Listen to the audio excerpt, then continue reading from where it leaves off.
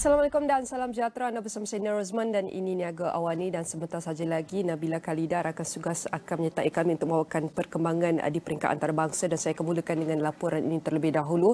Tahun 2024 akan tertumpu kepada pelaksanaan kerangka ekonomi madani dan semua dasar yang diumumkan oleh kerajaan pada tahun lepas. Menteri Kewangan II, Datuk Seri Amir Hamzah Azizan berkata, kerajaan telah meletakkan garis panduan yang jelas bagi kemajuan ekonomi dan beliau yakin kerajaan akan mampu melaksanakan kerangka ekonomi madani serta semua dasar yang diumum.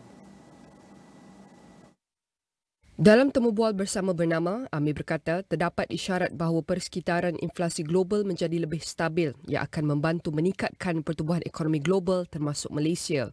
Tambahnya, pertumbuhan ekonomi negara untuk tahun ini juga akan dipacu oleh pelaburan langsung asing FDI dan pelaburan langsung domestik DDI yang mampat.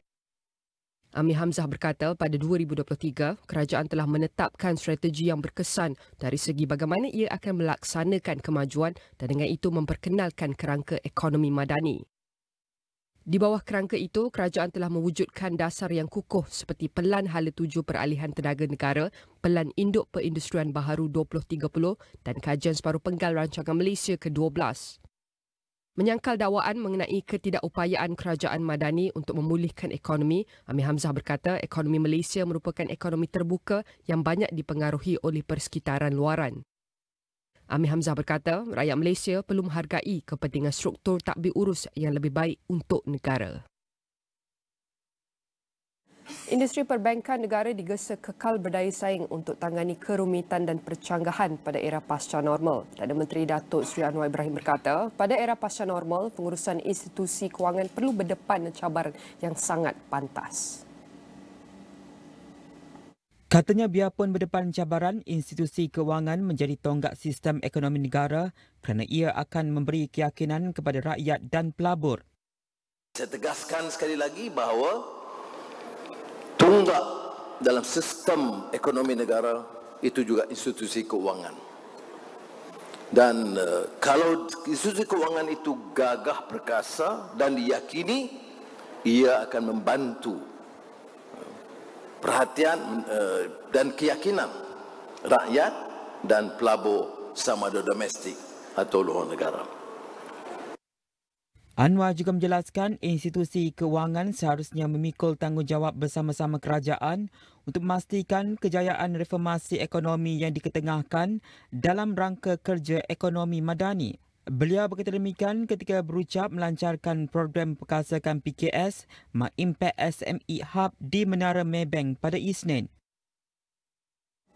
Melayan banking berhad Maybank menyasarkan untuk mengagihkan kira-kira 18 bilion ringgit bagi pembiayaan PKS pada 2024. Ia mewakili pertumbuhan 13% seiring usaha mempercepatkan lagi peralihan pelanggannya kepada masa depan yang lebih berdaya maju.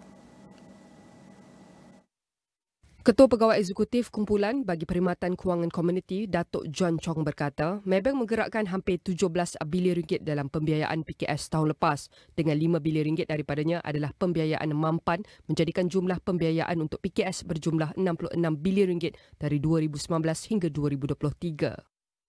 Pihaknya menyediakan bimbingan, pakar dan sokongan yang disesuaikan melalui alat praktikal, perundingan dan khidmat nasihat, kemudahan persijilan dan akreditasi serta pembiayaan untuk memenuhi semua keperluan perniagaan yang diperlukan mereka.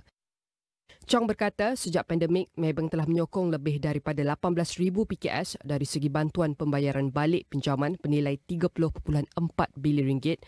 Pihaknya mahu menyokong PKS di luar daripada perbankan termasuk dari segi kecekapan operasi seperti membantu senarai gaji perakaunan dan menyelesaikan isu operasi. Malah pihaknya juga menyasarkan PKS beralih kepada kemapanan dan melibatkan mereka dalam lebih banyak inisiatif alam sekitar, sosial dan tadbir urus. Maybank dalam kenyataan berasingan berkata, hak PKS My Impact adalah ekosistem bersepadu dan holistik sehenti untuk PKS, menawarkan penyelesaian berasaskan nilai yang diwujudkan berdasarkan prinsip lestari dan beretika. Ia juga berfungsi sebagai hub pengetahuan dan sistem sokongan untuk memudahkan PKS dalam peralihan mereka ke arah amalan lestari. Bank ini bersama-sama rakan kongsi peneraju industri menyasarkan untuk memperkasa PKS di Malaysia bagi mencapai keseimbangan antara tanggungjawab sosial, kesan alam sekitar dan kemakmuran ekonomi. Baik, semalam Jabatan Perakaan Malaysia DOSM telah mengeluarkan atau menerbitkan laporan ataupun dapatan kajian terkini mengenai laporan kajian diaspora Malaysia yang melibatkan iaitu rakyat Malaysia yang bekerja di luar negara pada 2022 sehingga 2023. Dan kajian ini punya objektif untuk memprofilkan diaspora Malaysia yang berada di Brunei Darussalam dan Singapura dengan beri fokus kepada rakyat Malaysia yang bekerja di sana. Dan kalau kita lihat secara terperinci daripada data ataupun kajian ini, untuk kita lihat perbandingan utama kajian mengikut demografi, kalau kita lihat iaitu diaspora Malaysia di Singapura kebanyakannya bekerja bertujuan iaitu bukan 38% saja datang sana untuk bekerja, manakala 62% mempunyai tujuan lain. Mereka mempunyai tujuan untuk melaksanakan perniagaan mereka merangkumi 47.4%. Dan kebanyakan diaspora Malaysia adalah daripada kumpulan lelaki yang banyak berhijrah ke negara Singapura dengan merangkumi peratusan 62%, manakala perempuan adalah 38%. Diaspora Malaysia di Brunei pula, kalau kita lihat tujuan mereka di sana adalah iaitu 50-50, 50% mereka bertujuan untuk kerja dan 50% datang sana adalah tujuan lain. Dengan tujuan lain tu kebanyakannya mereka berkahwin dengan warga Brunei, iaitu sebanyak 39.4%. Hampir 40% yang migrasi rakyat Malaysia migrasi ke Brunei, mereka bertujuan adalah untuk bekerja dan untuk memulakan hidup ataupun melaksanakan perkahwinan mereka dengan warga Brunei di sana. Dan kebanyakan di Brunei iaitu diaspora Malaysia merangkumi lelaki lebih banyak pada wanita yang mencatatkan sebanyak 67%. Selain itu, untuk kita lihat kod umur antara Singapura dengan Brunei, kebanyakan rakyat Malaysia yang datang ke Singapura adalah daripada kumpulan umur 25 hingga 39 tahun dengan mencatatkan sebanyak 48%. Dan antara iaitu kaum Cina adalah yang paling banyak diaspora Malaysia di Singapura dengan merekodkan sebanyak 46.2%, diikuti juga dengan Melayu 40.2% dan 11.3% untuk kaum India. Manakala diaspora Malaysia di Brunei iaitu kebanyakan yang migrasi ataupun kita boleh cakap hijrah ke Brunei adalah berumur daripada kumpulan umur 40 tahun ke atas. Dan antara yang kita lihat kaum paling banyak pergi ke sana adalah kaum Melayu dengan mencatatkan 44.0%, diikuti juga dengan Cina 31.4% dan 19% adalah Bumi Putera Sarawak dan juga Sabah. Selain itu, untuk kita lihat tahap pendidikan diaspora Malaysia yang berada di Singapura, iaitu kebanyakannya mempunyai level pendidikan SPM dan setara dengan 36% yang dicatatkan. Dan antara paling banyak daripada negeri mana adalah daripada negeri Johor yang pergi ke Singapura dengan 38.3%. Manakala untuk diaspora Malaysia di Brunei iaitu kebanyakan yang datang ke sana mempunyai level pendidikan di peringkat SPM dan setara dengan 23.8%, dan kebanyakan iaitu negeri yang ke Brunei adalah daripada negeri Sarawak dengan mencatatkan 40.3%, diikuti juga dengan Sabah dan juga negeri Johor. Tambah lagi untuk kita lihat bagaimanakah kategori pekerjaan. Kebanyakan iaitu diaspora Malaysia yang datang ke sana mempunyai kemahiran yang tinggi iaitu mahir. Sebanyak hampir mencecah 40% dan 35% iaitu separa mahir diaspora Malaysia yang berhijrah ke Singapura. Dan kita lihat iaitu antara pekerjaan utama apabila mereka sampai ke sana, mereka banyak bekerja sebagai sokongan perkeranian. Kita boleh cakap admin dengan mencatatkan 24.0%, diikuti juga dengan jawatan profesional, operator mesin dan logi pemasangan dan lain-lain lagi. Manakala diaspora Malaysia di Brunei, kita dapat lihat juga iaitu kebanyakannya pekerja mahir dan separa mahir yang dapat berhijrah ke Brunei dengan mencatatkan 68% dan 24.1% masing-masing. Dan pekerjaan utama di Brunei adalah kebanyakannya iaitu menjadi profesional jurutera engineer sebanyak 15.2% dan 12.4% iaitu diikuti juga dengan pekerjaan juruteknik dan profesional bersekutu sebagai pekerja utama untuk diaspora Malaysia di Brunei.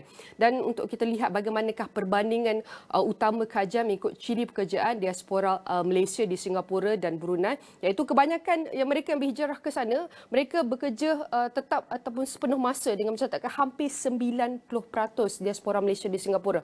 Dan gaji yang kita dapat lihat iaitu antara range gaji iaitu paling tinggi 66.7% adalah daripada 1,500 sehinggalah 3,599 Singapura dolar. Manakala di Brunei iaitu kebanyakan yang ada di sana, rakyat Malaysia yang ada di sana, mereka berstatus kontrak bertempoh tetap iaitu mencatatkan 50.7% dan hampir 40% rakyat Malaysia di sana mempunyai posisi tetap sepenuh masa. Dan kadar gaji kasar bulanan rakyat Malaysia di Brunei, kita dapat lihat peratusan paling tinggi adalah 43.5% dengan mencatatkan sebanyak 3,001 hinggalah 10,000 Brunei Darussalam. Ini adalah kita boleh cakap gaji kasar bulanan dan juga status pekerjaan diaspora Malaysia di Singapura dan juga Brunei. Manakala untuk pendidikan SPM dan setara mengikut ciri pekerjaan, kalau lihat rakyat Malaysia di Singapura, mereka pekerja separuh mahir dengan mencatatkan 43.0%. 33% pekerja adalah mereka berumur 40 tahun ke atas.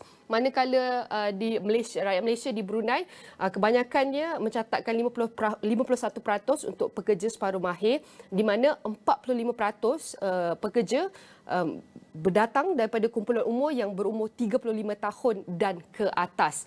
Dan kalau kita lihat bagaimanakah perbandingan utama kajian mengikut ciri pekerjaan iaitu pekerjaan ijazah sarjana muda, di Singapura kita dapat saksikan iaitu pekerja mahir dengan mencatatkan 77% iaitu 52% pekerja daripada peratusan ini adalah berumur 25 tahun hinggalah 25 tahun dan 24 hingga 25 tahun. Manakala di Brunei 25 hingga 34 tahun, maaf.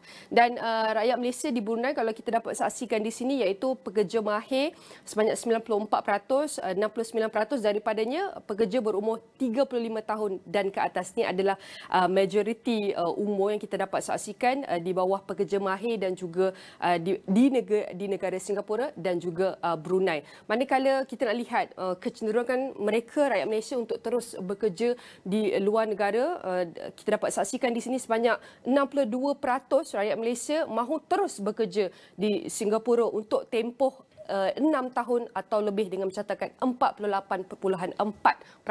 Manakala di negara Brunei, rakyat Malaysia mahu terus bekerja dengan merekodkan 89%, hampir mencecah 90%. Dan kita lihat mereka mahu kerja lebih daripada 6 tahun untuk berada di Brunei sendiri. Dan di sini kalau kita dapat lihat mengapa mereka mahu di Singapura adalah disebab opportunity yang lebih baik, gaji yang lebih tinggi, kadar pertukaran mata wang yang kita boleh cakap Singapura dolar tu lebih tinggi, pekerjaan stabil dan taraf hidup yang lebih baik. Manakala di Brunei, mereka memilih untuk kerja sana lebih daripada 6 tahun adalah sebabkan gaji yang lumayan, environment yang baik, kadar pertukaran mata wang lebih tinggi dan kebanyakan ahli keluarga berada di sana termasuk juga dengan menawarkan pekerja yang stabil. So tentu daripada data ini kita nak membawakan tetamu kita iaitu yang sudah bersedia dalam talian, Profesor Dr. Ong Kiam Ming, merupakan pengarah program pengajian falsafah politik dan ekonomi PPE Talis University. Saya nak ucapkan terima kasih Dr. Ong Kiam Ming kerana sudi meluangkan masa bersama kami. Kalau kita lihat data diaspora Malaysia di Brunei dan Singapura, ini adalah sebahagian saja. Mungkin daripada data ini sedikit kita nak memahami bagaimanakah tahap kemahiran di Malaysia. Doktor, bagaimana untuk kita menilai tahap kepakaran maupun kemahiran Malaysia yang dieksport dan jenis pekerjaan yang rakyat ceburi di luar negara? Ya, terima kasih atas jemputan ni. Terlebih dahulu saya nak kata bahawa survey ini tidak menyatakan berapa orang yang kerja di Brunei dan juga Singapura yang merupakan warga negara Malaysia ataupun bekas warga negara Malaysia. Itu nombor satu. Nombor dua, survey ini tidak merangkumi mereka yang pergi ulang-alik dari Johor Bahru ke Singapura setiap hari. Saya rasa lebih daripada 300,000 trip yang dibuat dari Johor Bahru ke Singapura dan juga ulang-alik. Jadi ini mungkin adalah satu underestimate ataupun lower count daripada jumlah ekspor tenaga kerja yang Malaysia ekspor ke Brunei dan lebih utamanya di Singapura. Jadi mengikut survey ini, apa yang telah dipaparkan tadi, apa yang telah dijelaskan tadi, saya rasa kebanyakan adalah dari segi pekerjaan separuh mahir ataupun mungkin technical staff yang dapat gaji bukannya banyak, 1,500 sampai 3,000 Sing dollar saja. Jadi saya rasa ini adalah satu kategori di mana kalau mereka nak kerja di Malaysia, gaji terlalu rendah Dan oleh kerana itu mereka tidak ada pilihan yang lebih baik, jadi mereka pergi ke Singapura untuk mendapatkan Sing dollar yang nilainya telah mencecah RM3.5 kepada satu Sing dollar. So it is understandable. Kita memang sedar bahawa ini memang satu peluang pekerjaan yang baik untuk mereka. Jadi di sini untuk kita melihat apabila mereka berhijrah ke sana untuk peluang pekerjaan yang lebih baik, dan di sini kita lihat bagaimana jurang pendapatan dan kos sara hidup. Lihat mereka berpindah ke sana kepada kesejahteraan kewangan untuk financial security. Bagaimana untuk kita memahami perbezaan gaji serta kos sara hidup di setiap negara ini? Ya, saya rasa untuk mereka yang memang telah berhijrah ke Singapura dan tinggal kat sana, mungkin kos sara hidup dari segi kediaman di Singapura memang tinggi. Jadi mereka memang akan menemui kesusaran ataupun ketegangan dari segi kos kediaman. Pada masa yang sama, ada juga ramai warga negara Malaysia yang pergi ulang-alik yang tinggal di Johor Bahru. Jadi untuk mereka, walaupun kos kediaman di Johor Bahru itu lebih rendah, tapi mereka menghadapi kesusahan dari segi pengangkutan, dari segi perjalanan yang mengambil masa yang lama. Mungkin sebahagian daripada mereka apabila letih akan mengalami kemalangan apabila di atas jalan raya dan sebagainya. Jadi untuk menjaga kebajikan mereka ni, saya rasa kita perlu study ataupun kajian yang lebih terperinci, bukan saja untuk mereka yang berhijrah dan berdiaspora di Singapura dan juga Brunei, tetapi untuk mereka khususnya di Johor Bahru yang pergi ulang-alik, apakah masalah mereka yang ditemui apabila pergi ke Singapura dari segi perjalanan, pengangkutan, pasport, immigration dan sebagainya. Dan kalau kita nak lihat antara segmen top earnings dalam data ini seperti keranian, admin, profesional, kejuruteraan, engineering. Jadi macam mana untuk kita memahami iaitu set kemahiran, kelayakan ataupun kriteria yang tertentu yang dinilai tinggi dalam sektor yang menawarkan gaji lumayan kepada pekerja Malaysia di luar negara? Ya, saya rasa mungkin ada sedikit selection bias dalam survey ini kerana saya rasa survey ini tidak mungkin dapat menghubungi mereka yang kelayakan yang lebih tinggi seperti orang profesional di Singapura yang ada ijazah, ada PhD dan sebagainya. Jadi mungkin tumpuan lebih berkhusus kepada mereka yang ada kemahiran yang mungkin semi technical ataupun di bawah SPM. Ini bukan mewakili bahawa mereka ni tidak penting kerana mereka juga ada tekanan mereka sendiri.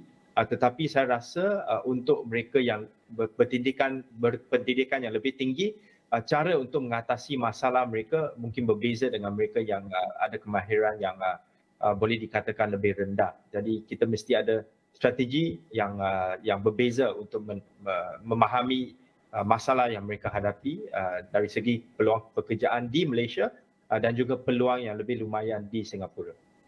Mungkin ada banyak lagi faktor daripada data ataupun kita boleh cakap sebab-sebab iaitu diaspora Malaysia ingin terus berada di Singapura maupun Brunei, dan kita lihat antara sebabnya mereka adalah persekitaran yang lebih baik.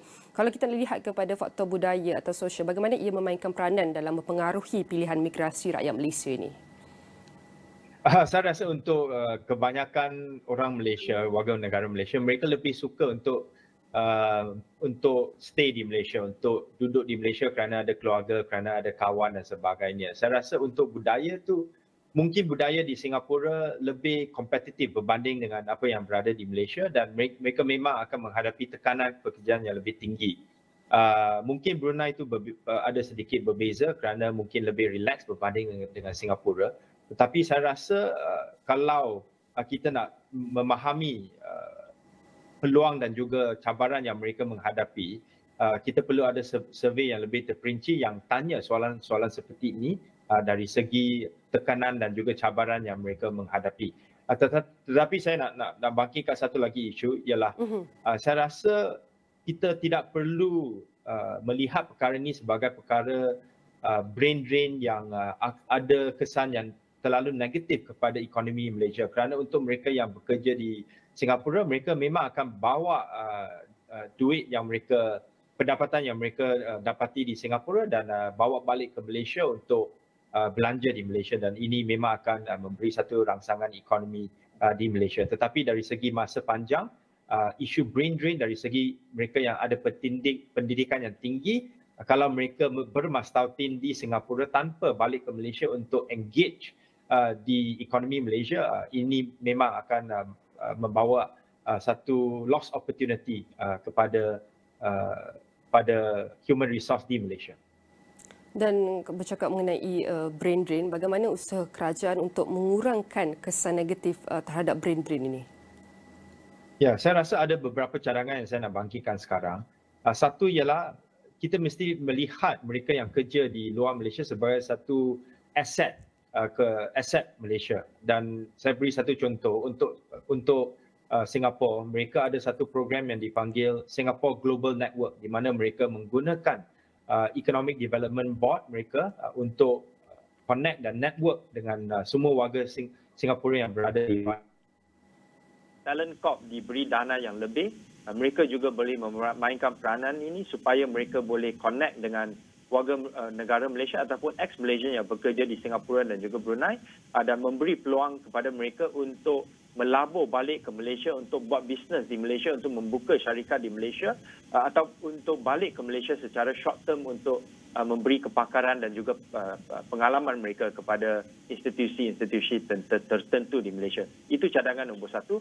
Nombor dua adalah satu cadangan yang telah diamalkan oleh Indonesia, iaitu untuk memberi peluang kepada warga negara di luar Malaysia untuk memilih ahli parlimen mereka sendiri, seperti apa yang dilakukan di Indonesia dan juga di Filipina. Dan apabila kita ada wakil parlimen untuk diaspora, saya rasa isu dan cabaran yang mereka menghadapi juga akan dibangkitkan di parlimen, didengar oleh wakil rakyat, dan mereka mungkin akan adakan connection yang lebih kuat dengan Malaysia. Dan last kali ialah insentif untuk mungkin bawa sebahagian daripada mereka untuk balik ke Malaysia. Satu ialah Returning Experts Program di bawah Talent Corp, ini perlu dipulihkan. Satu lagi ialah untuk memberi permanent resident ataupun PR kepada spouse mereka, kepada isteri ataupun suami mereka yang bukan warga negara Malaysia, dan juga kewarganegaraan kepada anak mereka. Dan last kali mungkin satu cadangan ialah untuk memberi long term stay punya peluang kepada bapa ataupun ibu mereka yang bukan warga Malaysia. Ini semua adalah cadangan yang mungkin boleh bawa sebahagian daripada mereka untuk balik ke Malaysia. Baik, ini juga adalah antara cadangan dan usaha yang memerlukan kerjasama setiap pihak berkepentingan. Kalau saya nak tambah sedikit mengenai Talent Corp, sebelumnya ada yang bercadang untuk masukkan Talent Corp, tapi Dr. sendiri pernah mengatakan we should empower it dan bukan shut it down. Dan kita tahu peranan setiap agensi dan kementerian ini kadang-kadang boleh bercanggah apabila melibatkan sesuatu isu. Jadi bagaimana untuk kita memahami lagi lebih mendalam peranan Talent Corp serta cara untuk memperkasakannya? Saya rasa Talent Corp perlu kerjasama dengan pihak immigration dan juga Kementerian Dalam Negeri untuk memastikan bahawa proses untuk membawa balik returning experts ni boleh diselenggarakan dengan baik, boleh ada polisi yang konsisten dan polisi yang boleh diamalkan secara jangka masa panjang, seperti memberi PR kepada spouse mereka yang nak balik ke Malaysia. Dan apabila kita ada satu mentality to work out of our silos, di mana semua kementerian boleh bekerjasama, semua agensi seperti Talent Corp boleh bekerjasama dengan satu suara, saya rasa naratif yang akan diberikan kepada warga negara Malaysia yang bermastautin di Singapura, di Brunei dan lain tempat lagi, naratif itu akan menjadi lebih menarik kepada mereka untuk balik ke Malaysia dan memberi sumbangan kepakaran kepada Malaysia. Dan kita bercakap mengenai antara iaitu JPA, di mana kerajaan bersetuju untuk mempertimbangkan penangguhan kepulangan pelajar tajaan Jabatan Perkhidmatan Awam JPA di luar negara ke tanah air bagi tujuan untuk memberi peluang kepada mereka bekerja di luar negara, timba pengalaman, dan ini adalah menurut JPA. Dan kalau kita tahu, untuk kita lihat daripada segi penyaluran ilmu dan pengalaman, knowledge transfer, sebab kita dah tahu walaupun mereka diberi peluang untuk timba pengalaman, mereka tetap harus balik. Cuma pada soalannya kita nak lihat bagaimanakah knowledge transfer, how will they contribute back to their country, sebab kita tahu bagaimana ia penting supaya ia juga memberi manfaat kepada tenaga kerja di Malaysia. Ya, saya rasa untuk pelajar JPA yang ditaja oleh JPA dari segi beasiswa, kalau mereka nak melanjutkan pendidikan dan juga pelajaran di luar negara, kita perlu ada satu kaedah di mana ada human resource planning ataupun dari segi sumber manusia, perancangan sumber manusia yang lebih baik supaya apabila mereka peluang dengan pendidikan yang lebih tinggi di masters ataupun PhD ataupun dengan pengalaman pekerjaan mereka di sektor swasta ataupun di sektor awam di luar negara, mereka boleh di channel ataupun diberikan pekerjaan yang sesuai dengan pengalaman mereka. Apa yang saya khawatir ialah apabila mereka balik ke Malaysia, JPA memberi jawatan yang mungkin lebih rendah ataupun yang tidak sesuai dengan kepakaran mereka. Jadi kita ada satu mismatch of skills dan juga experience ataupun pengalaman. Dan ini mungkin akan demotivate mereka untuk tidak memberi tumpuan mereka secara bersungguh-sungguh kepada pekerjaan mereka di jawatan awam. Dan sudah tentu kita lihat iaitu hubungan ataupun pekerjaan dan pendidikan ini amat penting apabila antara dua negara kita bukan saja dapat transfer ataupun kita boleh dapat switch knowledge, kemahiran dan kita dapat memahami bagaimana sesuatu culture di negara lain. Jadi bagaimana hubungan ekonomi rentas sepadan seperti contoh paling dekat antara Malaysia, Singapura dan Brunei sebagai contoh memberi kesan kepada trend pelaburan? Ya, saya rasa ini adalah satu peluang yang baik di antara Malaysia dan Singapura untuk memperkasakan special economic zone di antara Johor dan Singapura. Dan apabila kita ada program ataupun polisi yang lebih terperinci yang boleh dilakukan secara cepat, ini akan memberi confidence ataupun ia akan menggalakkan lebih ramai pelabur dari Singapura dan juga syarikat yang sedang melabur di Singapura untuk melabur di Johor, untuk melabur di Malaysia, dan pada masa yang sama mereka boleh bawa pakar untuk pelaburan tersebut, termasuk mereka yang sedang warga negara Malaysia yang sedang bermastautin ataupun adalah diaspora di negara seperti Singapura. Untuk Brunei mungkin kapasiti mereka tidak sekuat Singapura, tapi kita juga ada triangle di BIMP, di BIMP yang merangkumi Sabah, Sarawak, Brunei dan juga Philippines, dan ini juga boleh menjadi satu tempat yang di mana pelaburan yang lebih boleh digalakkan. Baik, sudah tentu kita tahu Malaysia tidak ketinggalan dengan fenomena brain drain ini, namun banyak usaha yang perlu kita teliti dengan komponen-komponen kritikal seperti yang Dr. kongsikan bahawa kita memang ingin beri peluang kepada rakyat Malaysia untuk menimba ilmu, mencari pengalaman di luar negara yang lebih baik. Tapi penting juga untuk kita memastikan iaitu dapat mewujudkan dasar ataupun usaha untuk memastikan bukan sahaja mereka dapat menimba ilmu untuk pengetahuan mereka sendiri tapi untuk memberi contribution balik kepada ekonomi tempatan mereka. Sekali lagi saya nak ucapkan terima kasih kepada Profesor Dr. Ong Kiang Meng merupakan pengarah program pengajian falsafah politik dan ekonomi PPE Taylor's University, dan semua perbincangan ini akan kami rangkumkan dalam astrawani.com dan semua platform digital Astrawani. Jangan ke mana-mana, kita akan beristirahat seketika dan kembali selepas ini.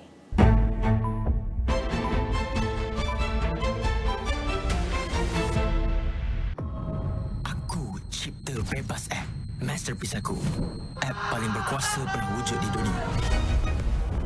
Ada beberapa benda yang aku sayang dalam hidup ni.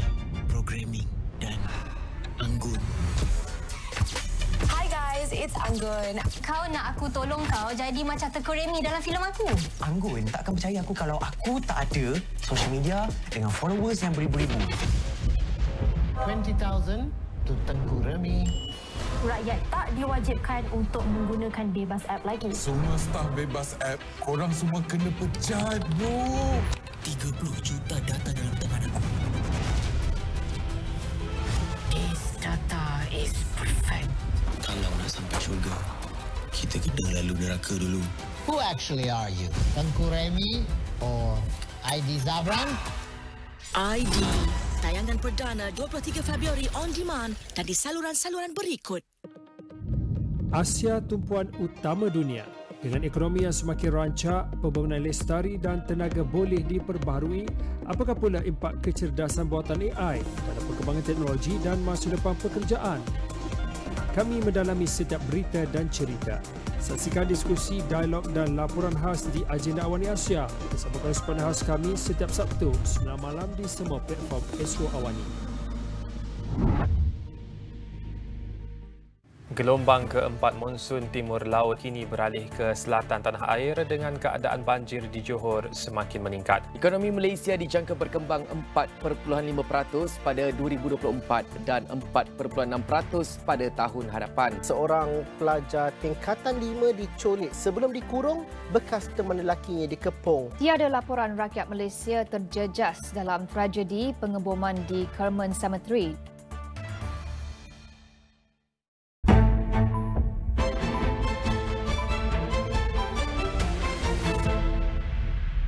Bertemu kembali, kita teruskan dengan laporan seterusnya. Dengan Sarawak bakal menyaksikan pembangunan prasarana yang lebih banyak, hasil perbelanjaan yang lebih tinggi bukan sahaja oleh kerajaan pusat, malah merangkumi peruntukan kerajaan negeri. RHB Research dalam satu nota penyelidikan berkata, peningkatan ini disokong oleh strategi pembangunan pasca COVID-19 PCDS 2030 yang bermaklama untuk mencapai keluaran dalam negara kasar KDNK sebanyak RM282 bilion sebelum 2030 berbanding RM146 bilion yang dianggarkan bagi 2023 berdasarkan unjuran yang dibuat oleh Unit Perancangan Ekonomi Sarawak. Firma itu mengenal pasti beberapa sektor seperti air merangkumi kerja-kerja paip, projek tebatan banjir dan loji rawatan air. Pengangkutan terdiri dari transit aliran autonomi ART Kuching dan beberapa projek lebuh raya serta tenaga boleh baharu dalam bentuk kuasa hidro melalui empangan melata dan pengeluaran gas perindustrian hidrogen. Menurut RHB Research, sektor-sektor ini di samping pusat data yang mungkin akan ditubuhkan, membuka ruang untuk mengembangkan prasarana di negeri itu. Penemuan telaga minyak baharu di luar pesisir Sarawak dengan lokasinya yang strategik untuk tujuan pengumpulan dan penyimpanan karbon CCS juga mungkin mendorong permintaan untuk pembinaan prasarana yang berkaitan. RHB Research berkata faktor seperti tawaran tarif elektrik tanpa subsidi yang paling murah di rantau ASEAN, dasar yang memudahkan perniagaan dan sumber tenaga boleh baharu yang banyak iaitu kuasa hidro memberi keupayaan kepada Sarawak untuk menarik pelabur asing. Jika diimbas kembali, negeri ini menerima pelaburan asing sebanyak RM12.4 bilion pada 2022 berbanding RM9.4 bilion pada 2021, sekaligus menjadikannya negeri yang menerima pelaburan asing yang diluluskan ketiga tertinggi selepas Johor RM58.8 bilion dan Selangor RM33 bilion. Ia menambah Sarawak berjaya mencatat nilai projek pembinaan kelima terbesar pada 2022 dalam kalangan negeri di Malaysia dengan nilai mencecah RM9.9 bilion di mana melihat dari segi nilai kerja pembinaan yang sudah dijalankan, Sarawak menyaksikan kenaikan berterusan sejak 2017 kecuali pada tahun 2020 ketika sektor ini terjejas teruk oleh wabak COVID-19. Untuk mengulas lanjut mengenai pembangunan prasarana seiring memacu pertumbuhan ekonomi Sarawak, berada di dalam talian ketika ini adalah Profesor Datuk Dr. Shazali Abu Mansur, merupakan Pro Naib Chancellor ICAT University College Kuching. Saya nak ucapkan terima kasih kepada Prof Shazali kerana sudi meluangkan masa bersama kami pada pagi ini. Prof, pertama sekali kita nak lihat sejauh manakah potensi Sarawak dengan menjadi negeri berpendapatan tinggi, high income nation, terutama melalui sektor ekonomi baharu, emerging economy dan pertumbuhan dan nilai tinggi GHG seperti CCUS, hidrogen dan sebagainya. Okey, terima kasih. Assalamualaikum. Okey, pertama kali saya ingin mengatakan bahawa sejak berlaku COVID itu, Sarawak telah reorganize ataupun restructure balik plan dan strategi dia untuk mencapai satu tahap katakan pendapatan negeri yang tinggi dan maju menjelang tahun 2030. Jadi dia berdasarkan beberapa 6 ataupun sektor yang telah ditujah dan juga beberapa perkara-perkara yang menjadi penyumbang enablers ke arah untuk mencapai perkara-perkara tersebut, termasuklah juga perkara yang berkaitan dengan infra, digital dan sumber manusia. Jadi dengan itu yang menjadi teras juga di atas kemajuan atau pencapaian 2023 itu adalah teknologi. Dan teknologi yang akan dituju dan menjadi hasil pada negeri ini bersesuaian dengan keadaan negara dunia sekarang ini yang bercerita tentang kelestarian alam sekitar semua. Jadi kerajaan Sarawak telah mengambil peluang inisiatif untuk melabur dalam perkara-perkara yang berkaitan dengan teknologi hijau seperti hidrogen, metanol dan algae. Jadi dah satu kelainan, ya, kelainan daripada negeri-negeri lain yang hanya tertumpu pada pelaburan-pelaburan perbuatan biasa. So di sinilah nampak kelainan Sarawak ni yang kalau dia buat perkara yang sama, saya rasa yang buat negeri lain mungkin tak susah nak tercapai apa yang dihajatinya untuk menjadi sebuah negeri yang maju menjelang 2030. Jadi dengan ada pimpinan premier yang sangat berwawasan dan juga mengambil apakah kedudukan negeri Sarawak yang besar ni, apakah sumber-sumber yang ada. Jadi dia telah dapat memanfaatkan segala apa yang ada dengan cara-cara yang kreatif dan juga bernas untuk memonetiskan apa yang boleh dimonetiskan dan mendapat modal, dan daripada kewangan yang didapati itu dia melabur daripada infrastruktur dan human resource daripada sumber manusia ini. So di sinilah saya rasa apa yang dihajati Sarawak akan capai sebuah negeri yang maju menjelang 2030. Walau bagaimanapun seperti yang telah diiktiraf oleh Bank Dunia bahawa negeri Sarawak ini telah pun mencapai negeri yang pendapatan tinggi pada bulan Julai tahun lalu, ya. Tapi di sini kebanyakan pendapatan tu masih tertumpu kepada sektor kerajaan. So di sinilah kerajaan dia menggunakan duit yang ada yang didapat daripada sumber-sumber yang dijanakan itu untuk membantu rakyat, ya, dari segi menyediakan infrastruktur dan juga human resource untuk pelaburan yang akan datang yang lebih ditumpukan pada teknologi hijau. Ia bank in on green technology sebagai asas teknologi dan jadi sumber kewangan pada negeri Sarawak akan datang. Tadi kita nak lihat juga kepada cabaran utama seperti yang Prof ada kongsikan bahawa sewaktu pandemik COVID-19 kita perlu restructure balik. Kita nak lihat kepada cabaran utama yang perlu ditempuhi pentadbiran Sarawak dalam menyelaras dan melaksanakan pembangunan ni. Tapi sebelum itu tadi Prof ada juga kongsikan bahawa iaitu walaupun Sarawak telah boleh diumumkan oleh BNM menjadi sebuah iaitu negeri berpendapatan tinggi, tetapi fokus kepada sektor kerajaan saja. Bagaimana untuk kita lihat kepada sektor swasta pula?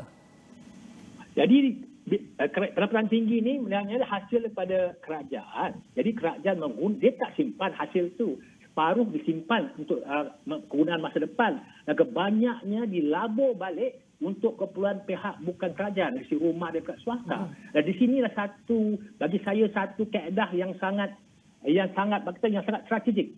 Di mana ada kalau negara-negara lain dia dapat duit tu dia tak guna banyak, dia simpan banyak. Tapi kerajaan Sarawak dia tahu bahawa negerinya besar, banyak benda-benda patut di-cover, dia banyak digunakan bajet tu untuk pembangunan. Sebagai contoh, tak silap saya, digunakan pendapatan yang 13 bilion tu dekat 10 bilion digunakan untuk pembangunan. Jadi berapa peratus tu? Jadi inilah satu jumlah yang sangat tinggi jika dibandingkan juga dengan kadar bajet yang digunakan untuk pembangunan bajet negara kita, negara Malaysia. So di sinilah saya kata dia tidak bagi duit secara terus, tetapi dia menyediakan ekosistem yang membenarkan, membolehkan pihak itu rumah dan pihak swasta menjana pendapatan tinggi di masa depan. Di situlah strategi yang saya rasa yang sahaja yang sungguh balance punya bajet, surplus yet dia belanja batin sini, yet dia ada menyimpan di masa hadapan dengan menubuhkan wealth fund negeri Sarawak itu sendiri. Di sini bahawa Sarawak ni bukan saja dia memikirkan tentang rakyat sekarang, tapi dia memikirkan rakyatnya yang akan datang. Di sini saya lihat tak ada negeri-negeri di Malaysia ni ataupun negeri Malaysia ni ada mendapat hasil daripada sumber kekayaan mereka digunakan untuk tabung dalam sovereignty fund yang digunakan ataupun wealth fund negeri Sarawak ini. So di sinilah dilihat bahawa satu vision yang tidak memikirkan hanya pada masa ini, tetapi memikirkan pada generasi-generasi yang akan datang yang akan menetap di negeri Sarawak ini. Dan kalau kita lihat di negara Indonesia giat membangunkan ibu kota Nusantara di Kalimantan, adakah ini menjadi daya pemacu kepada Sarawak untuk sekurangnya 20 tahun akan datang? Jadi bagi saya dengan adanya terbina ibu kota baru negeri Indonesia di Nusantara itu, saya rasa itu adalah dia berada di Kalimantan, itu satu injection ataupun satu stimulus kepada negeri Sarawak ini untuk meningkatkan kecekapan dia dari segi keluaran, meningkatkan produktiviti dia, menambahkan pelaburan. Jadi di sini nanti mungkin dia ada movement of barang-barang bergerak dengan mudah tanpa cukai. Di sini nanti Sarawak boleh menyumbang dalam bentuk teknologi, dalam bentuk modal, kerana Sarawak telah sampai satu tahap, tetapi Sarawak boleh menumpang pada satu pasaran yang lebih luas. Ya, mana Sarawak ada 2.7 million juta saja rakyatnya. Jadi kalau dapat bersama dengan Kalimantan menjadi satu pasaran juga untuk Sarawak ni, di mana mungkin pihak Indonesia dia memberi bekal tenaga pekerja, Sarawak ni pula memberi modal. Di sini satu kolaborasi yang saya rasa sangat feasible, ya, yang akan meningkatkan, mempercepatkan apa yang dihajati oleh negeri ini untuk menjadi sebuah negeri maju menjelang 2030. Bagaimana pula dari segi kerjasama antara kerajaan negeri dan pusat? Bagaimana kerjasama ini dapat mendapatkan lebih banyak dana pembangunan? Okey, alhamdulillah lah saya lihat di bawah pimpinan PMX ni, kerana selama ni kita selalu terdengar bahawa kerajaan negeri Sarawak telah dipinggirkan. Memang betul kerana dapat bajet sikit, ya, dari segi bajetnya. Tetapi sejak bersama dengan Datuk Seri Anwar ni, mereka dah menjalin satu kepahaman kerana menganggap bahawa Sarawak adalah rakan dan juga untuk mengikuti ataupun untuk MA 63 Malaysia Agreement 63 itu nanti menjadi rakan. Ya, jadi di sinilah saya lihat bahawa mereka membantu Sarawak seperti dia nak katakan syarikat penerbangan, okey, dia bagi sama-sama, dia nak katakan dia nak pelabuhan Bintulu dijual, apa-apa lagi yang dihajarkan boleh dibincang, ya. Jadi dan penambahan geran pembangunan pun telah geran yearly fund pun telah ditingkatkan daripada berapa million ke sudah jadi berapa ratus million. Itu satu perkembangan yang sangat baik kerana untuk memastikan apa yang telah dimenterai dalam perjanjian MA 63 itu telah dicapai. Jadi benda ini berlaku dengan begitu smooth, dengan begitu licin kerana ada satu kolaborasi atau sepahaman atau kerjasama, ya, yang baik di antara kerajaan negeri dengan pusat dan kerajaan negeri, di mana terlihat bahawa ramai daripada ahli parlimen daripada Sarawak ni menganggoti kabinet dan juga menduduk tempat yang penting dalam kabinet kerajaan persekutuan. Ini saya kata satu langkah yang sangat baik untuk Sarawak dan juga Malaysia di masa akan datang. Dan Prof berbakikan 2 minit untuk kita bercakap dalam menarik pelabur sama ada domestik atau asing, terutama dalam sektor ekonomi baharu dan kelaseran. Tentu ia memerlukan pembangunan infrastruktur yang memenuhi kehendak pelabur, jaringan pelabur raya, internet dan pelbagai lagi. Adakah ini yang patut dijadikan fokus utama kerajaan negeri ketika ini? Ya, memangnya terlihat bahawa banyak daripada pembangunan digunakan untuk membangunkan infrastruktur ini. Saya lihat sendirilah, ya. Saya dah duduk Sarawak, dah duduk lihat di kawasan ini, banyak jambatan-jambatan baru yang dibuat untuk menghubungi daripada satu kawasan ke kawasan. Jambatan-jambatan ini adalah bukan duit kerajaan persekutuan tapi duit kerajaan negeri Sarawak. Di sini mereka katakan Kawasan Borneo dibuat oleh kerajaan persekutuan, tapi jalan sisi pantai dibuat oleh kerajaan negeri Sarawak. So di sini banyak juga jalan-jalan lain akan dibina dalam tempoh rancangan HNDP ke-2040 itu nanti. So di sini memang tepat sekali kerajaan negeri Sarawak melaburkan duit mereka untuk pembangunan bagi infrastruktur seperti jalan raya ataupun digital. Kerana di sinilah menjadi salah satu faktor utama untuk menarik pelabur. Dalam faktor-faktor utama untuk menjadikan pelabur, satu political stability. Di Sarawak ni tak ada isu, ya. Baik. Political stability sangat stable dan juga perkara-perkara infrastruktur dan resource sangat membantu, akan menjadi pemangkin untuk pelabur-pelabur luar datang melabur di negeri ini.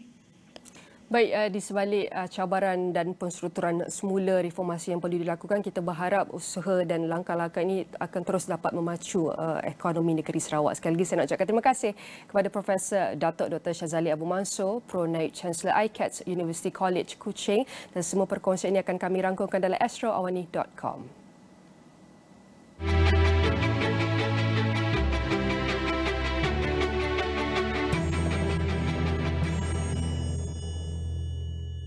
Tiada siapa yang menyangka perniagaan baju kurung dan kain pasang yang dijual di pasar-pasar malam sekitar Bandar Alostar 12 tahun yang lalu kini mampu berada sebaris dengan jenama besar lain di Malaysia. Pengarah urusan Dia Cotton, Muhammad Hidayat Muhammad telah memulakan perniagaan bersama isterinya Siti Muni Abdullah ketika masih dalam pengajian di Universiti Pendidikan Sultan Idris UPSI. Tidak mengenal erti putus asa, mereka sentiasa menambah baik kemahiran digital dalam memastikan perniagaan mereka terus kekal relevan. Mengimbau kembali ketika memulakan perniagaan, beliau menceritakan pelbagai jerih-perih yang dilalui termasuk jualan tidak mendapat sebarang pulangan selama beberapa hari. Namun dengan berkat kecekalan dan usaha yang berterusan, Dia Cotton mula bertapak di premis di dalam sebuah pusat membeli belah terkemuka di negeri Kedah sebelum terlibat dalam proses jualan secara atas talian. Offline dan online sangat berbeza dari segi sale. Dia network kita lah besar. Kalau contoh di butik ni, network kita hanya kalau Alostar, orang Alostar je lah. Yang Katau, yang Kamai. Kalau kita berniaga online ni, kalau kita duduk di kawasan pedalaman ke, mana ke, selagi siapa ada internet yang boleh online pun semua, Sabah Sarawak akan sampai. Maksudnya network kita lagi besar. Dan macam kita pun, kalau sekarang ni pun memang trend online. 90% hasil kita memang daripada online. Maksudnya memang impact besar dari online tu lah. Betul.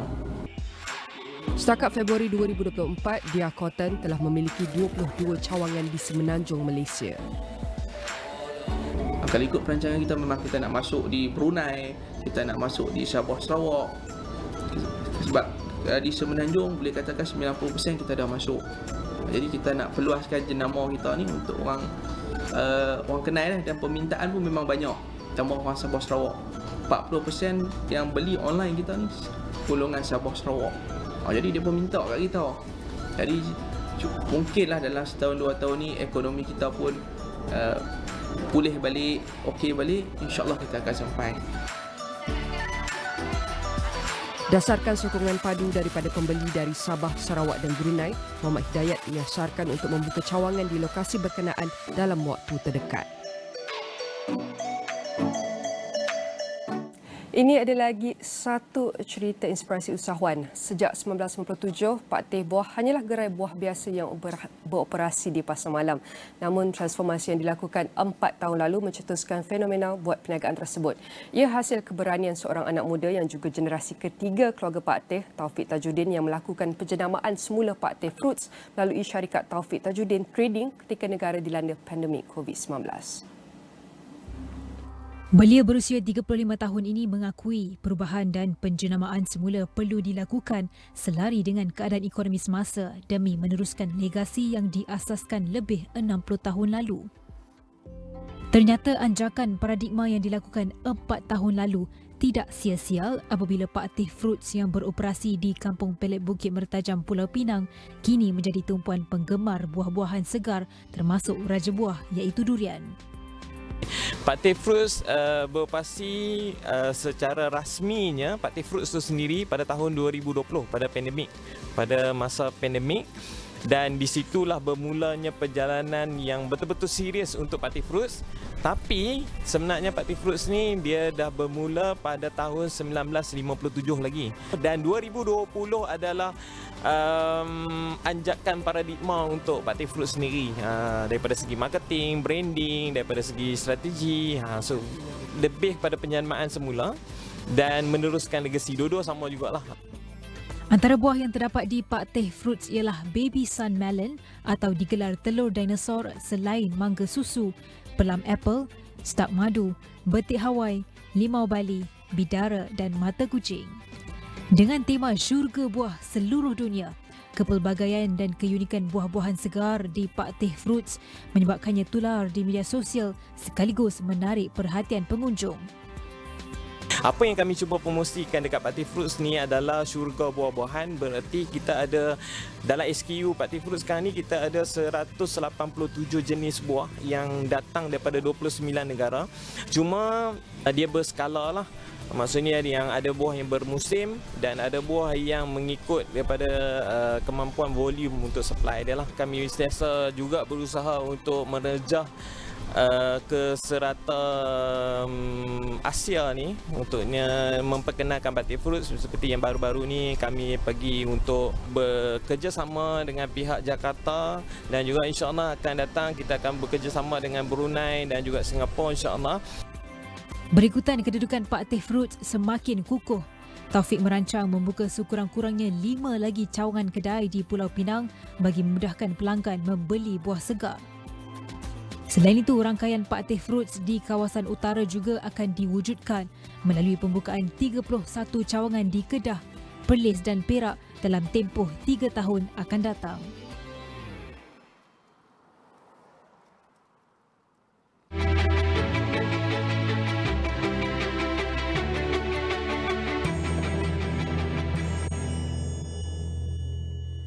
Menteri Kewangan 2 Datuk Seri Amir Hamzah Azizan jangkakan ringgit mengukuh berbanding dolar Amerika Syarikat tahun ini susulan petunjuk daripada Jawatan Kuasa Pasaran Terbuka Persekutuan FOMC Amerika Syarikat yang membayangkan bahawa kitaran kenaikan kadar faedahnya bakal berakhir tidak lama lagi.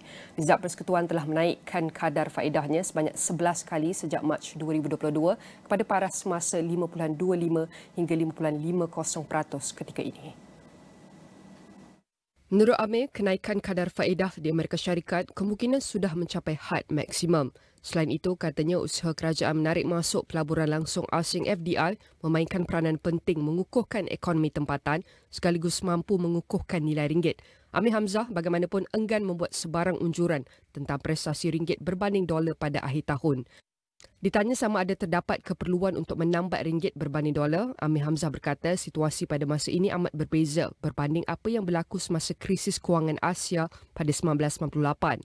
Mengenai kadar dasar semalaman OPR yang dikekalkan Bank Negara Malaysia BNM pada 3% sejak Mei 2023, Amir Hamzah berkata kadar semasa OPR berada pada tahap yang boleh membantu memudahkan pertumbuhan ekonomi. Data daripada Jabatan Perangkaan Malaysia DOSM menunjukkan bahawa inflasi Malaysia yang diukur oleh Indeks Harga Pengguna IHP kekal pada 1.5% pada Disember 2023, menjadikan inflasi tahunan 2023 berada pada 2.5% berbanding 3.3% pada 2022. Inflasi teras meningkat pada kadar yang lebih perlahan sebanyak 1.9% pada Disember 2023 berbanding 2% pada November 2023, menjadikan kadar inflasi teras tahunan kepada 3%. Baik, kita akan teruskan dengan perkembangan ringgit setakat pagi ini, tapi kalau saya boleh kongsikan iaitu bagaimana ringgit mengakhiri urus niaga pada Isnin dengan lebih rendah berbanding dolar Amerika Syarikat berikutan kekurangan minat belian dalam senario dagangan yang berhati-hati menjelang pengumuman minit mesyuarat Jawatan Kuasa Pasaran Terbuka Amerika Syarikat FOMC pada 21 Februari ini, kata seorang ahli ekonomi. Dan pada 6 petang ringgit susut ke paras 4.7850 berbanding dolar Amerika Syarikat daripada 4.7765 pada akhir urus niaga Jumaat lepas. Dan untuk kita lihat bagaimanakah prestasi ringgit Malaysia setakat pagi ini, ia berada pada paras 4.784 dan ini adalah paras ataupun kita boleh cakap waktu pembukaan ringgit Malaysia kalau kita lihat daripada tempoh dalam seminggu iaitu lebih kurang daripada 13 Februari sehinggalah 20 Februari 2024. Ini adalah trend nilai ringgit Malaysia di mana kita dapat saksikan pada awal dalam tempoh 7 hari ini pada 14 Februari ringgit berada dalam iaitu sedikit memulih berada pada paras 4.7642. Tetapi apabila kita melihat masuk 15 sehinggalah 16 Februari kita dapat saksikan penyusutan terhadap nilai ringgit Malaysia yang menunjukkan apabila graf ini meningkat disifatkan ia nilai ringgit Malaysia mengalami penyusutan ataupun kemerosotan. Namun kita dapat saksikan iaitu paras antara paras nilai terendah nilai ringgit Malaysia yang dicatatkan dalam tempoh seminggu ia berada lebih kurang pada paras nilai terendah dapat saksikan di sini ialah pada paras 4.7840. Manakala antara nilai tertinggi nilai ringgit Malaysia dalam tempoh seminggu ia berada lebih kurang pada paras 4.7642.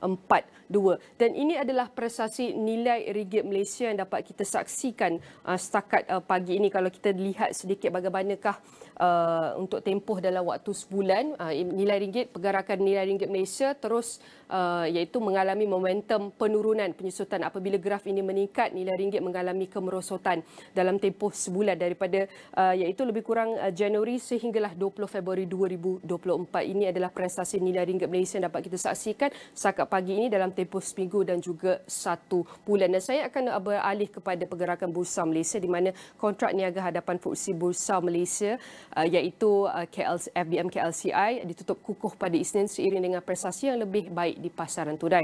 Pada penutup dagangan, kontrak Februari 2024 naik 85 mata pada 1,543.5, Mac 2024 dan September 2024 menokok 8.0 mata masing-masing kepada 1,526.0 dan 1,521.5, manakala Jun 2024 meningkat 7.5 mata kepada 1,531.0.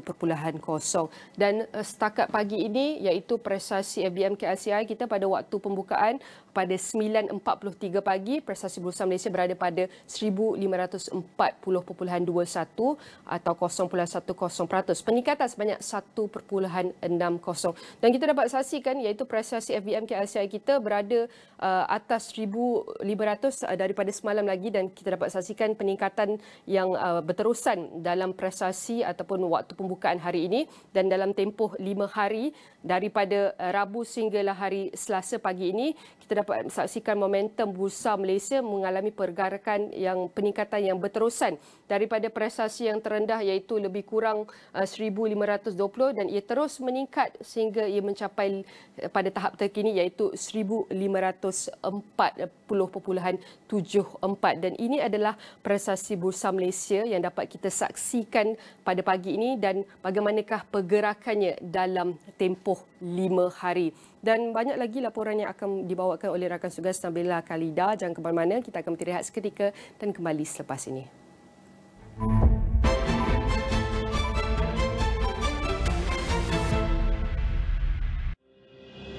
Apa jua yang berlaku di sekeliling kita, pastinya ada punca dan kesan masing-masing. Faktor harga, ekonomi, pengaruh politik dalam atau luar negara memberikan impak kepada kehidupan harian kita.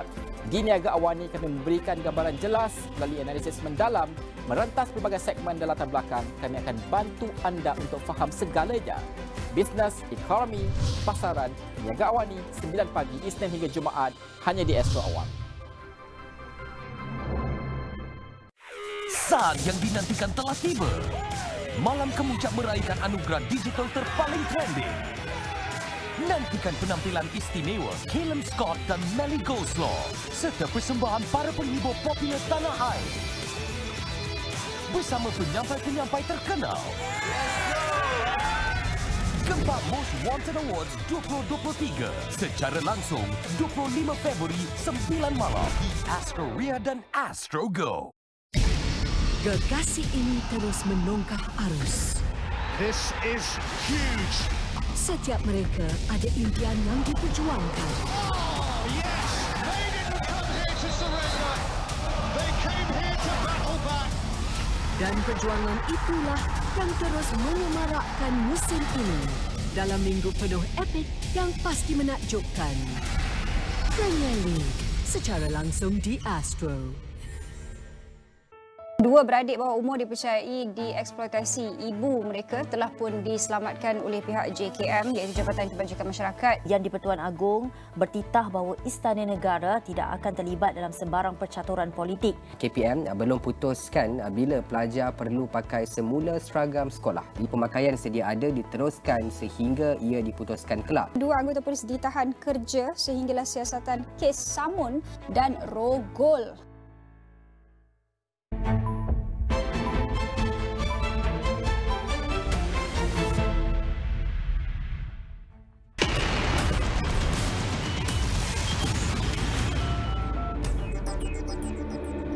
Welcome back to Niaga AWANI with me, Nabilah, Khaleeda, taking over from my colleague Nina Rozman earlier. And we'll start with the latest breaking news. Astro intends to take stern action against anyone found guilty of streaming or showing its copyrighted content, its Chief Sales and Marketing Officer Tai Kam Leong said. He said that the company welcomed the positive outcomes of legal and enforcement actions against commercial establishments and individuals who have been conducting such illegal activities. He said piracy deeply hurts Astro's ability to keep serving fans of their content and erodes their ability to make further investment in premium content for Malaysians. Astro's civil suits include those against an food beverages FB outlet in Kuala Lumpur and a boutique hotel in Cameron Highlands, in which both enterprises agreed to pay Astro a total of 55,000 ringgit in damages, a public apology in the media, and to stop infringing on Astro's copyright. Both outlets have also agreed to end Astro commercial subscription worth 53,000 ringgit in total. Astro's civil claims against these outlets were based on the precedent set by the High Court's landmark ruling that it secured with the Premier League in November 2022, which made it clear that it is illegal for commercial premises to show content to the public from unauthorized sources, including Astro broadcasts without the appropriate commercial license. The screening and showing of Astro copyrighted content to the public in business premises without Astro's consent or license is an act of copyright infringement pursuant to Section of 36 of the Copyright Act 1987. In a separate case, Astro said an individual was fined 12,000 ringgit by the Ampang Session Court for selling TV boxes with unauthorized Astro content after pleaded guilty to the offence on February 16. The offence was committed by a 26-year-old at an outlet in Ampang, Selangor, where he was found in possession of 3 Android TV boxes, with 2 boxes preloaded with unauthorized Astro content on March 30 last year.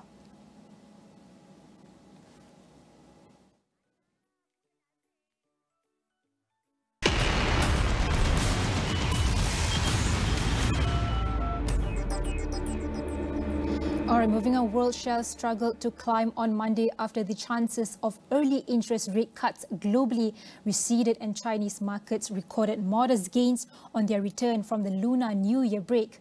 A holiday for US markets made for thin trading, and results from AI star Nvidia on Wednesday could challenge the latest surge in tech stocks.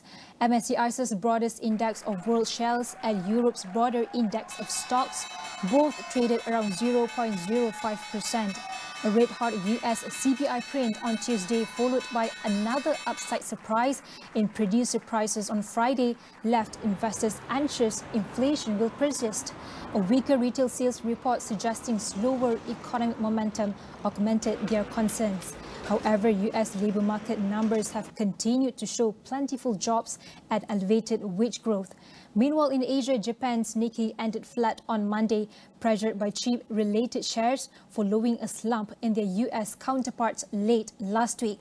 Chinese blue chips finished up just over 1% after tourism revenues during the Lunar New Year holiday surged by 47% compared with a year earlier, as more than 61 million rail trips were taken.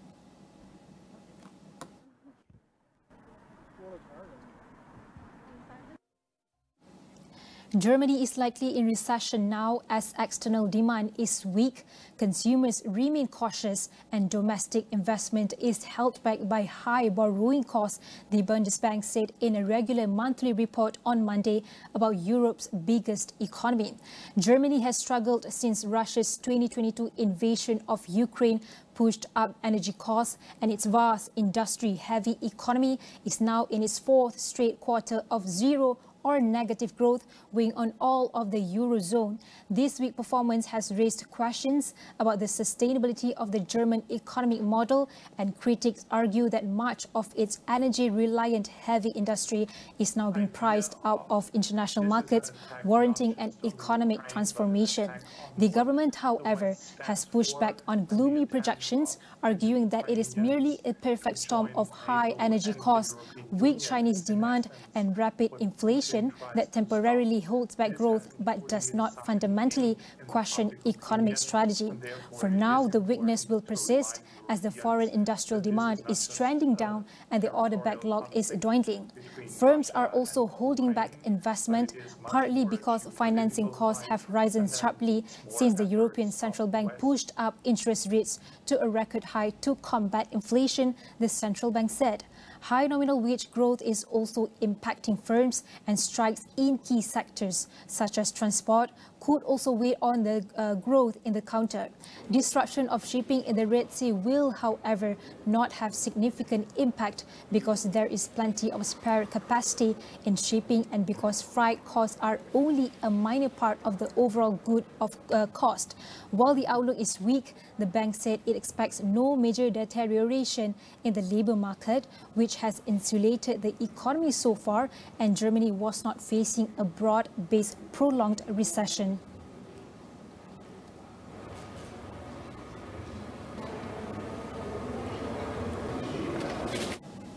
French Finance Minister Bruno Le Maire said the government had lowered its forecast for 2024 GDP growth to 1% from 1.4% as war in Ukraine and Gaza and a slowdown at top trading partners Germany and China darkened the outlook.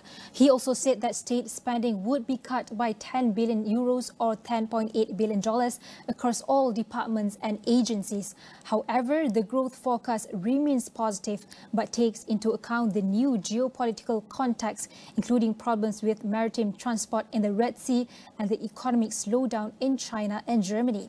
He added that there will be no tax increases and no cuts in social security payments to citizens, but stressed that all government ministries and agencies would contribute to the spending cuts. He said there would be 5 billion euros in operating expenses cuts for all ministries and another 5 billion in public policies, notably 1 billion in public aid for development and 1 billion euros on residential building renovation subsidies. Another billion will be shaved off the budgets of state operators such as Export Agency Business France and the ANCT Agency for Regional Government Policies. Le Maire also said the government would make sure that France remained on track to respect its target of reducing the 2024 state deficit to 4.4% of GDP. The government aims to gradually cut the fiscal shortfall in coming years until it falls below an EU ceiling of 3% in 2027.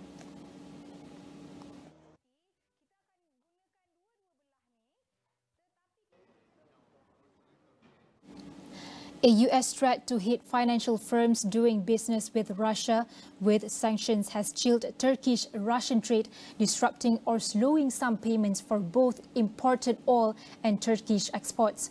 The U.S. executive order in December did not explicitly target energy, but it has complicated some Turkish payments for Russian crude, as well as Russian payments for a broader range of Turkish exports. U.S. sanctions aim to reduce the Kremlin's revenue and disrupt its war in Ukraine without choking Russian oil flows to global markets to avoid a politically sensitive jump in U.S. gasoline prices, with President Joe Biden seeking re-election in November. However, similar payment problems to those now faced by Turkey have already disrupted Russian oil supplies to India and complicated those United Arab Emirates and China, according to oil traders. The emerging payment issues are due to Turkish banks reviewing business and tightening compliance with Russian clients. They have not disrupted Turkey's crude supplies, delaying only a small number of cargoes. A source with Russian oil majors said Russian oil exporters have not received payments from Turkey for 2 to 3 weeks.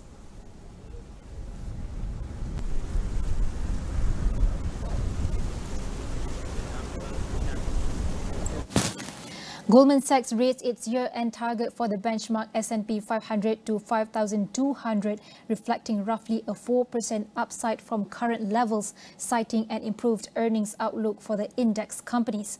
The brokerage had previously projected the index to end 2024 at 5,100 before raising the forecast from 4,700 in December on cooling inflation and expectations of the U.S. Central Bank easing rates in the year.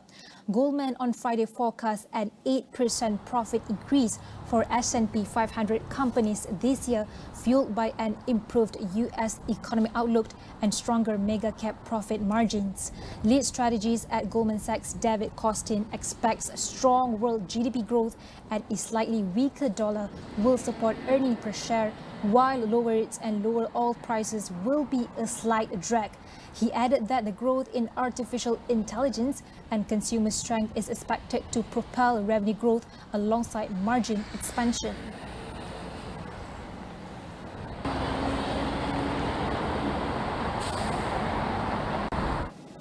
Next up, Brent crude oil prices settled slightly higher in abbreviated session on Monday as lingering supply concerns from tensions in the Middle East were offset by signs of weakening demand.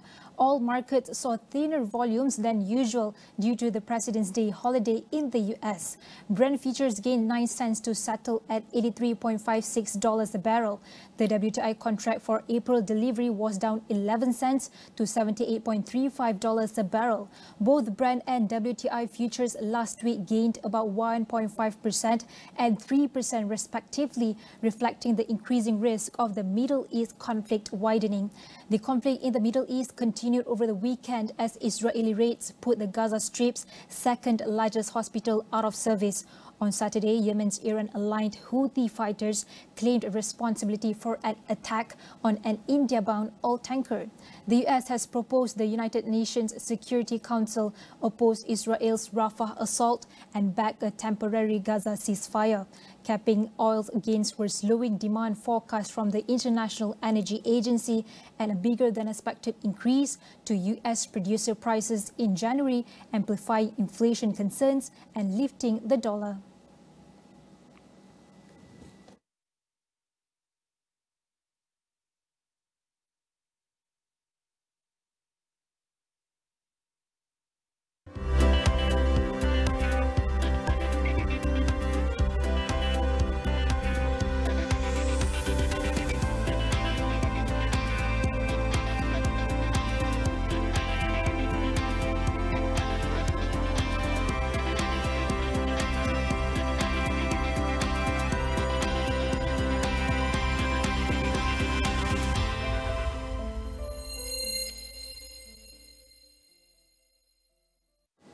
All right, now let's take a deep dive into the US market, and we will start with one of the largest sector within the S&P 500, which is the Microsoft. As you can see, the color is sort of almost red, and it shows that it was down by 0.61% and stood at the level of 404.06 points. And latest updates on Microsoft is US software giant Microsoft will expand its artificial intelligence, AI, and cloud infrastructure in Spain through an investment of $2.1 billion in the next 2 years. And the company's vice chair and president Brad Smith said in a post on social media site X. The move comes on the heels of its announcement of a 3.2 billion euros AI-focused investment in Germany spanning the next 2 years. All right, that's on Microsoft under the sector of technology. So on the related company under the same sector is Oracle, which was down by 1.30%, and also Adobe, which was down by quite a significant number by 7.42%, and that's on the sector technology. And besides that is under the sector of communication services is Google. It shows that it was down by 1.51% and stood at the level of 141.76 points. And on the latest updates on Google and also Nvidia is several well-known funds jumped into shares of chip maker Nvidia at the end of last year. Securities filings showed on Wednesday, potentially setting themselves up to benefit from the nearly 50% gain the stock has notched so far in 2024.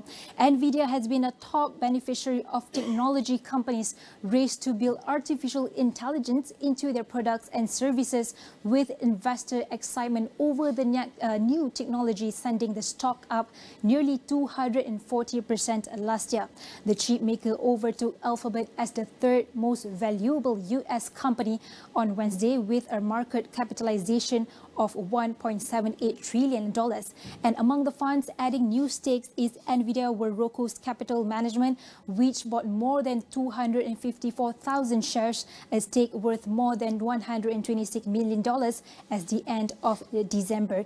And another related news on Google is preparing to launch an anti-misinformation campaign across 5 countries in the European Union, the company told Reuters ahead of the bloc's parliamentary elections and tougher new rules tackling online content. And in June, EU citizens will elect a new European Parliament to pass policies and laws in the region, and lawmakers fear that the spread of misinformation online could sway voters. France, Poland and Germany accused Russia on Monday of putting together an elaborate network of websites to spread pro-Russian propaganda.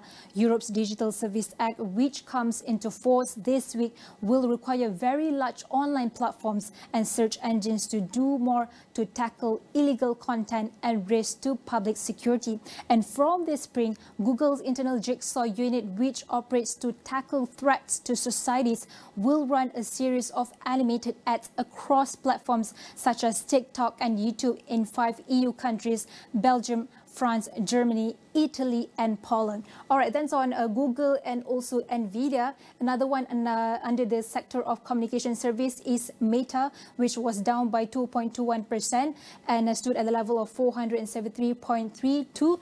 And the latest updates on Meta is a group of 20 tech companies announced on Friday they have agreed to work together to prevent deceptive artificial intelligence content from interfering with elections across the globe this year. And the rapid growth of generative artificial AI, which can create text, images and video in seconds in response to prompts, has heightened fears that the new technology could be used to sway major elections this year, as more than half of the world's population is set to head the polls. Signatories of the tech accord, which was announced at the Munich Security Conference, include companies that are building generative AI models used to create content, including OpenAI, Microsoft and Adobe. Other signatories include social media platforms that will face the challenge of keeping harmful content off their sites, such as Meta platforms, TikTok, X, formerly known as Twitter. All right, that's all for now.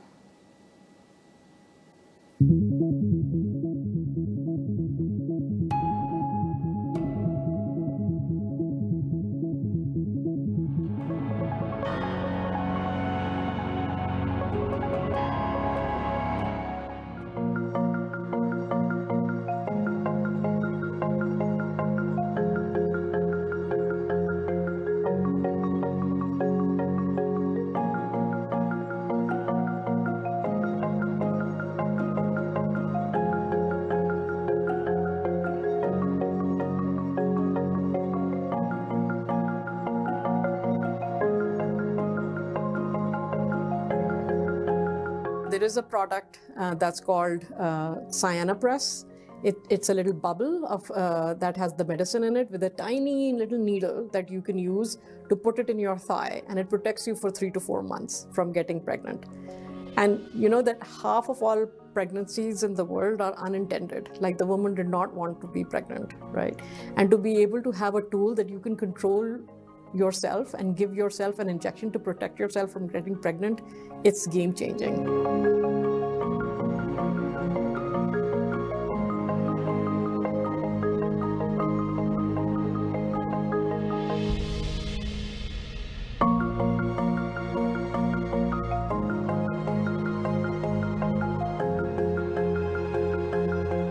You can very quickly act because you know, okay, this is above a threshold that is normal and I should do something. And we tried this in a trial of 200,000 women. Our partners did this work. And what they found was that using simple tools like the plastic sheet and bundling the interventions together to address postpartum hemorrhage resulted in a 60% decrease in the rate of severe postpartum hemorrhage. And if this can be deployed around the world, this would save hundreds of thousands of lives of women dying in childbirth. 340,000 women die from cervical cancer in the prime of their lives every year. And 600,000 women get cervical cancer. And we have a very simple tool that can prevent this. HPV vaccine.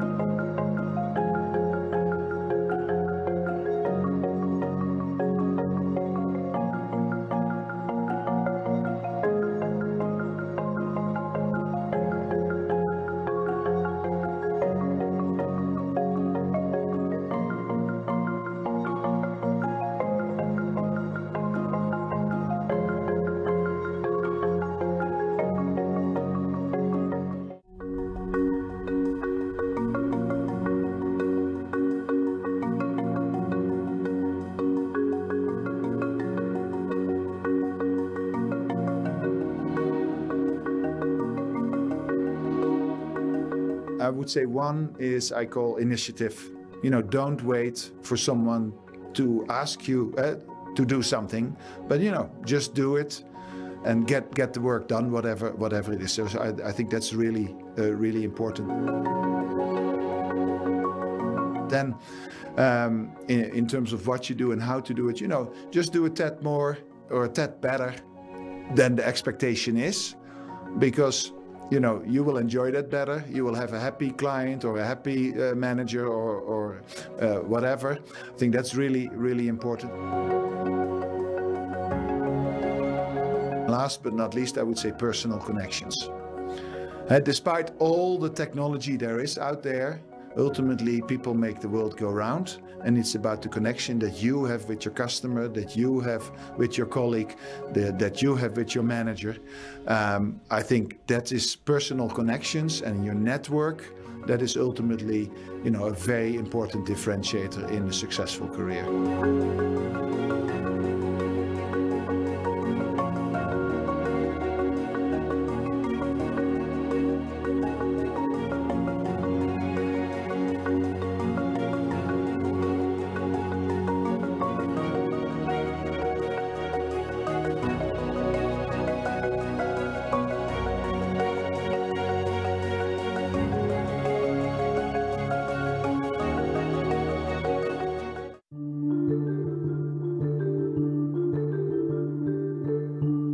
In most organizations, there's a wobble around trust.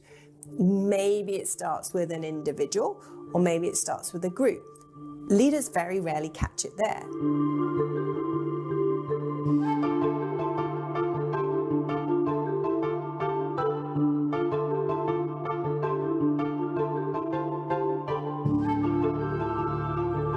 The first phase that you've got to spot as a leader is defensiveness.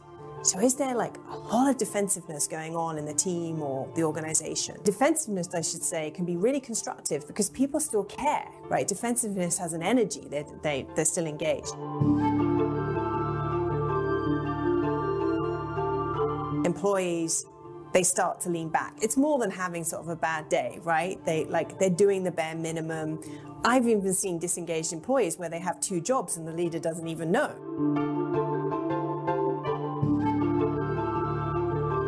Now, at that stage, the leader has left the organization. They may be physically there, but they have left the organization. And all they want to do is bring other people with them. Right? This is when it leads to walkouts and really serious employee trust issues. And what I would say is many things can be caught at that defensive stage if it's a priority for leaders, if they're looking for it, if they have the skills to have those conversations.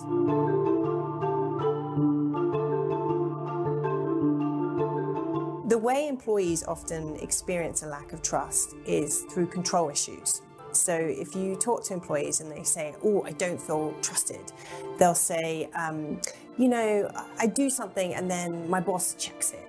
Or I do all the work and then I don't get to speak in the meeting. Or I put all this effort in and at the last minute someone swoops in and takes credit or claims for it. Like, we've all had that experience in organizations. When we don't trust people, we control them, right? We micromanage them.